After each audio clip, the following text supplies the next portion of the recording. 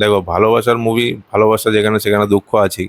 সত্যি কি মুভিটা তাহলে ছাপড়ি টাইপের, আমি গেলে আমিও কি তাহলে ট্রোল হয়ে যাবো? এটা ভেবে কিন্তু যাচ্ছে না। এটাতে কি হচ্ছে, মুভিটা ইম্প্যাক্টেড হচ্ছে।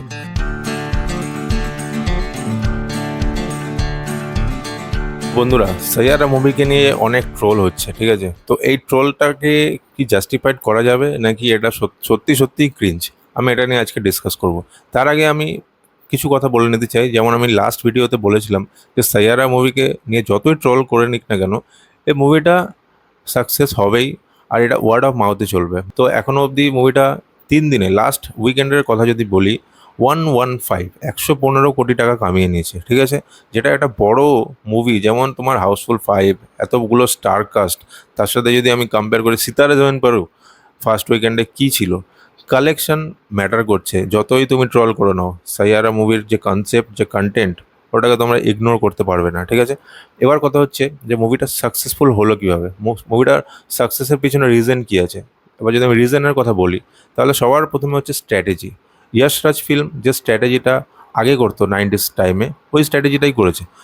শুধু একটা সিম্পল ট্রেলার লঞ্চ হয়েছে, কোনো লঞ্চ ইভেন্ট নেই, কোনো মিউজিক লঞ্চ ইভেন্ট নেই, না টিজার লঞ্চ, না ট্রেলার লঞ্চ, কোনো ফালতু খরচা নেই। কিছু কিছু মুভি এমন হয় যে এমন বড়োভাবে মানে প্রচার করে, এমন বড়োভাবে লঞ্চ ইভেন্ট করে, যেমন আমি এক্সাম্পল দিতে পারি কাঙ্গুয়া। কাঙ্গুয়া, গেম চেঞ্জার রামচরণের, এই সমস্ত মুভিগুলোতে কন্টেন্ট তো কিছুই ছিল না, ফুস হয়ে গেল একদিনই। কিন্তু এমন লঞ্চ ইভেন্ট করলো, এত টাকা খরচা করে, যেন কি না কি বিশাল বড় কিছু। আলটিমেটলি রেজাল্ট কী হলো? রেজাল্ট হলো যে মুভি রিকভার করার সময় এই লঞ্চ ইভেন্টে যে টাকা খরচা হয়েছিল ওটাও তুলতে পারলো না। তার মানে বুঝে নাও। সো আমি এটাই বলবো যে ইয়াশরাজ ফিল্মস খুব ভালো বুদ্ধি লাগিয়েছে। আর কোনো রকম ফালতু প্রমোশন করেনি, কোনো রকম ফালতু ড্রামাবাজি না, কোনো ফেক প্রমোশন, কিছু না। অনলি পিআর যেটা হয়েছে সেটা হচ্ছে সোশ্যাল মিডিয়া থেকে, সোশ্যাল মিডিয়ার পিআর হয়েছে, ওখান থেকেই প্রমোশন হয়ে গেছে মানুষের কাছে। আর একটা কথা, আর একটা ভালো মিউজিক দিয়েছে। যে কটা গান রিলিজ করেছে সব কটাতে পারফেক্ট মিউজিক ছিল। আর এই টাইপের মুভিতে কী দরকার, বেসিক্যালি লাভ, ইমোশন আর মিউজিক, এই তিনটে জিনিস থাকলেই গল্প শেষ, আর কিছু লাগে না, ঠিক আছে? তো এই তিনটেই মুভিতে পারফেক্টলি ব্যালেন্স ছিল, যার কারণে লোক রিলেট করতে পেরেছে। আর বেশি করে ইয়াং জেনারেশন, যারা কম বয়সী, তারা তো এই মুভিটাতে এতটাই মানে কি বলবো ব্লাইন্ড হয়ে গেছে, যেখানে তারাই প্রমোশন করে দিয়েছে। আর তার রেজাল্ট আমরা দেখতে পাচ্ছি। আর পারফরমেন্সের কথা যদি বলি, তাহলে Ahaan Pandey has done a fabulous job. যেটা আমি আগের ভিডিওতেও বলেছি, যে একটা ডেবিউ অ্যাক্টর হিসেবে এত সুন্দর অ্যাক্টিং আমি তো এক্সপেক্ট করিনি। আমি সিরিয়াসলি বলছি, আমি এতটাও এক্সপেক্ট করিনি যে মুভি থেকে যে এতটাও সুন্দর হবে। আমি জাস্ট দেখতে গেছিলাম এইভাবে যে সবাই বলছে ছাপড়ি মুভি, ছাপড়ি মুভি, তো ভাই একবার দেখি ওর জিনিসটা কী। দেখার পর সিরিয়াসলি আমি বলবো যে এটা একটা ভালো মুভি, এটা একটা ভালো কন্টেন্ট। মুভি থেকে মানুষ কী এক্সপেক্ট করে? একটা ভালো প্রেজেন্টেশন, ভালো মিউজিক, যাতে মুভিটা ফার্স্ট টু এন্ড অবধি যাতে মানে আই ক্যাচিং লাগে। ওটাই তো আমরা এক্সপেক্ট করি, তাই না, একটা মুভির থেকে? তো ওটাই মুভিতে ভালোভাবে পাওয়া গেছে, যেটা নিয়ে আমি স্যাটিসফাই ভাই। আপনারা দেখেছেন। আর সবথেকে বড় কথা, দেখুন, যতই লোকে ট্রোল করুক, কালেকশন তো বলে দেয় না যে মুভিটা কেমন।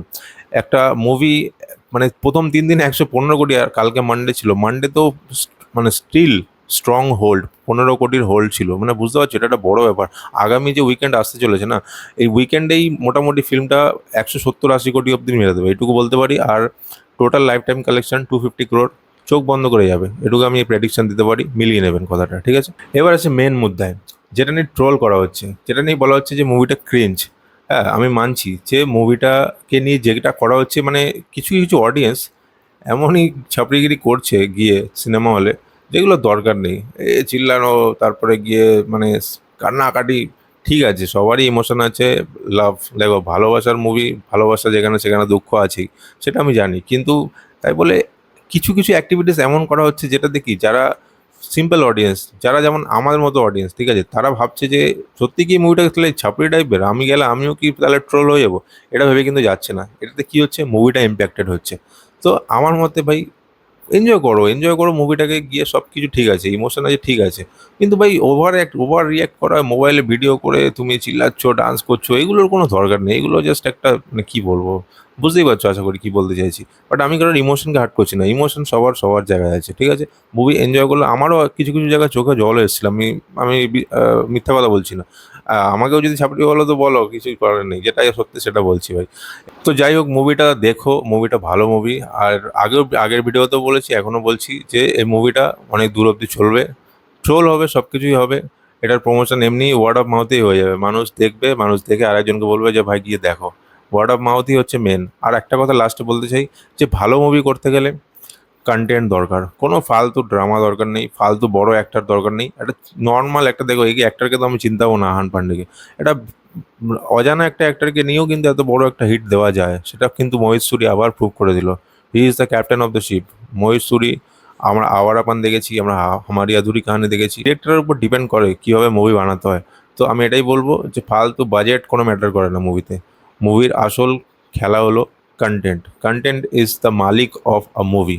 আজকে এটা বলে আমি ভিডিও শেষ করছি, আবার আপনার সাথে দেখা হচ্ছে নেক্সট ভিডিওতে। সাবস্ক্রাইব করে দেন যদি চ্যানেল নতুন থাকেন, ভিডিওকে লাইক করেন, শেয়ার করেন। টেক কেয়ার দোস্ত।